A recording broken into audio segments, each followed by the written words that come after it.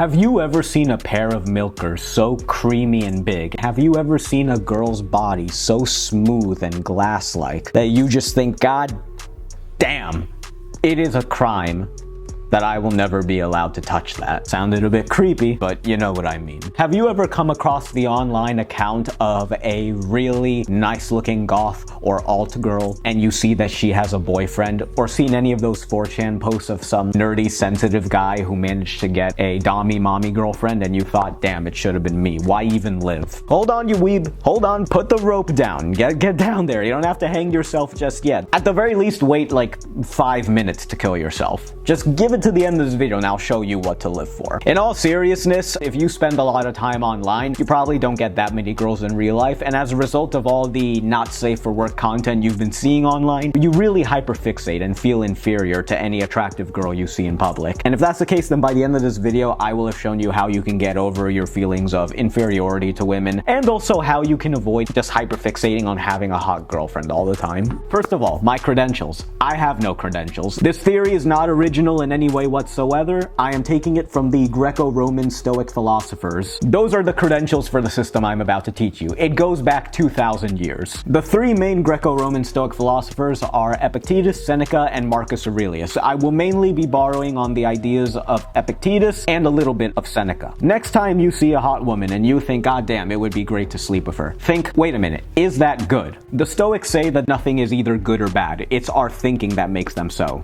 If a ship has been lost, is it a fact that that is a bad event?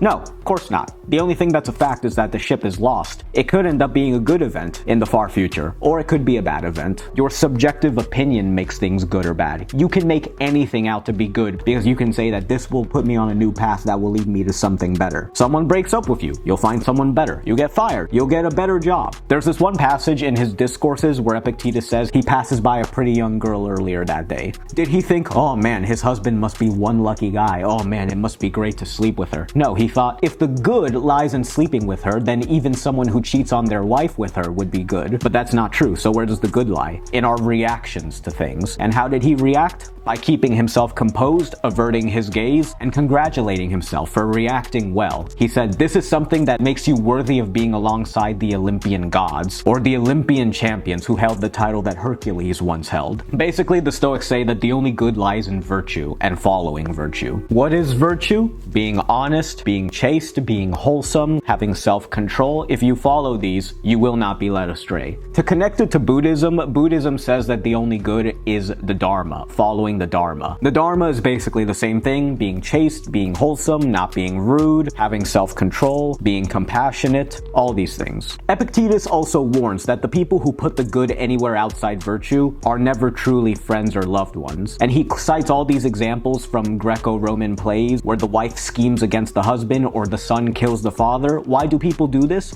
Because they place the good in status, in money, in wealth, in honors, in titles, in positions, in even possession of the person. In wanting to be with the person, you may do things that are not good for them. Like you may lie to a girl in order to stay in the relationship with her. You may resent every time she gets successful because it heightens the probability that she'll leave you. So you're not really a good friend in that sense. The only way you can truly be a good person is by placing virtue or the Dharma above all other goods. Being honest, being truthful, being chaste, being righteous, being just. This is what is worth living for, because this is what leads to a good life and is the only real good in the world. If you're curious about learning more of this, or you want some book recommendations for Stoicism or Buddhism, you can hit me up on Discord or make an appointment on Calendly. I'd love to talk to you. Remember, fortune favors the bold, so be bold. We're all gonna make it, boys. Ciao.